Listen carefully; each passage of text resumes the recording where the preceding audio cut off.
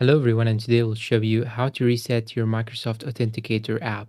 Okay, first thing that you should do is to simply go and open the application. Then you want to go and click on these three vertical dots on the top right side, and then you want to choose settings. Once you go to the settings, here you should go to this section right here, sync account. Then you should click on it. And after that, you want to go and click on stop sync and remove autofill info. Then click on stop syncing. And now what you should do is simply go and close the Microsoft Authenticator application, then open the settings of your phone. After you open the settings of your phone, you should look for apps, choose all apps.